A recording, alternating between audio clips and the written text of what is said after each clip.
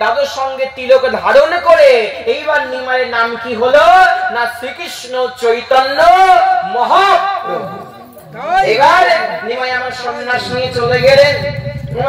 এখানে নিমাইয়ের সন্ন্যাস বিশ্রাম। তবে আরেকটুখানি বলার একটু অবকাশ, একটুখানি বলি। দেখুন এদিকে নিমাই তো চললো, মা বললো ব্রজের কোকিল ব্রজে যা, তাহলে ব্রজ মানে কি বৃন্দাবন। তাই নিমাই চলছে কোন দিকে? বৃন্দাবনের পথে। এদিকে বৃন্দাবনের পথে যখন চলছে, এদিকে সচী দেবী সকালবেলা যখন উঠে দেখলেন ঘরে নিমাই নেই, তখন নিমাই নিমাই বলে কাঁদতে কাঁদতে সচী মাতার প্রাণ খানা চলে যায়। নবদ্বীপে যার দেখে তাকে ধরে বলে, তুমি দেখেছো কোথায় গেল আমার নিমাই? তুমি দেখেছো? তুমি দেখেছো আমার নিমাই কোথায় গেল? তুমি দেখেছো আমার নিমাই কোথায় গেল? সবাই নিমাই নিমাই বলে কাঁদে। কাঁদে মাতা সচী দেবী, কাঁদে দেবী বিষ্ণু প্রিয়া, কাঁদে গোধর হরিদাস, কাঁদে নদীয়ার গৌরে প্রাণ সখা। সবাই হাগৌর প্রাণ গৌরে বলে কাঁদছে। গৌর তুমি গেলে কোথায়? কিন্তু এমন কোন নাগর নাগরী নেই যে বলতে পারে নিমাই কোন পথে গেছে। সচী দেবী ভাবলেন নিমাইকে পেয়ে আমি প্রাণে ধরতে পারলাম না, এই দেহ আমি রাখবো না, এই দেহ আমি গঙ্গার জলে বিসর্জন করব। তাই সচী দেবী যখন প্রাণ বিসর্জন করতে গেলেন, নিত্যানন্দ হাত চেপে ধরে বললেন, কোথায়? হ্যাঁ, তোমার নিমাই তো গেছে, আমি নিতাই তো আছি।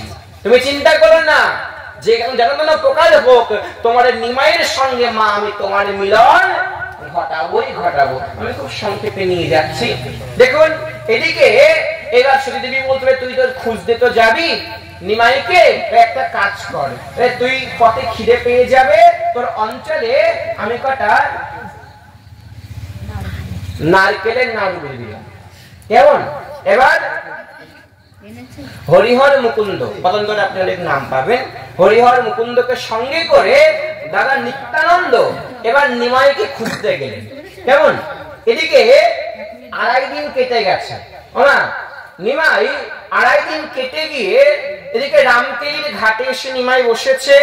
এদিকে পথ চলতে চলতে নিমাইয়ের আজকে উপবাস। দেখুন উপবাস, উপবাস মানেটা কি? উপবাস করা, তাই না? কিন্তু নিমাইয়ের আজকে কান দুটো উপবাস, মানে 2.5 দিন ধরে কান উপবাস। তবে আপনি কি পাগল নাকি? এটা আবার কি ধরনের কথা? কান কখন উপবাস থাকে? তাই না? উপবাস থাকবে, কি উপবাস থাকে বলুন তো? উদর। হ্যাঁ ওই বললাম না, বুঝবে যারা রসিক শ্রোতা কানে খুলে কইব কথা, না বুঝবে আমার মতন মূঢ়। তো নিমাই বলে, নবদ্বীপে থাকলে আমি বদনে কৃষ্ণ নাম পেতাম, বদন তৃপ্তি হতো, আর কানে নাম পেতাম, কানও তৃপ্তি পেত। আমি তো নবদ্বীপ ছেড়ে চলে এসেছি শিবাসাঙ্গিনায়, আর তো যাই না।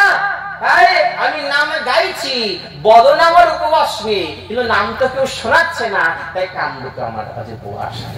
মা তুমি যদি কান্না করো, কেমন? তবে সন্ন্যাস ভঙ্গ করে ঘুরে ফিরে যাচ্ছি।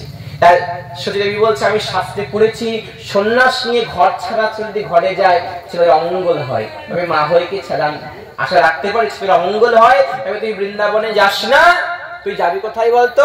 পুরীতে যা। কেন যাবি? কেন পুরীতে যাবি? কারণ তখন আষাঢ় মাসে রথ দেখবার জন্য অনেকে নবদ্বীপ থেকে পুরীতে যেত। তাই ওরা যদি নবদ্বীপ থেকে পুরীতে যায় তবে কি হবে? আমি খোঁজ নিতে পারবো আমার নিমাইটা কেমন আছে। বৃন্দাবনে তেমন কেউ যায় না, তাই ওখানে গেলে খোঁজ নিতে পারবো না। তাই তুই বৃন্দাবনে যাস না, তুই পুরীতে যা, আমি খোঁজ দিতে পারবো যে ওখানে আমার নিমাইটা কেমন আছে। তবে দেখুন মা, এই বাড়ির নিমাইও কিন্তু চলে গিয়েছে, তাই তো? যে একবার ঘর ছেড়ে চলে যায় সে তো আর ঘরে কখনো ফিরে আসে না, তাই না মা? তবে মায়ের মন তো, মা কি চায় যে সন্তানকে বিদায় দিয়ে দেবে? বলুন তো, মা কি চাই? মা চাই না। পুরীর একটা নাম কি? নীলাচল, তাই তো? নীলাচল বলে তো। দেখুন এখানে তত্ত্ব, অন্তিম তত্ত্ব শুনে যান মামা। নিমাই বলছে, মা আমি যাচ্ছি নীলাচলে। তুমি বললে আমি যাচ্ছি কোথায়? নীলাচলে। যতদিন জগন্নাথ মিশ্র বেঁচে ছিলেন সচী দেবী পরতেন সাদা শাড়ি, লাল পাড়। আর যবে জগন্নাথ মিশ্র মারা গেলেন সতীদেবী পরতেন সাদা শাড়ি নীল পাড়, বলতেন মা তোমার আঁচলখানা ধরে বলছি জগতের লোক জানলে আমি যাচ্ছি নীলাচলে, তবে আমি থাকবো তোমার এই নীল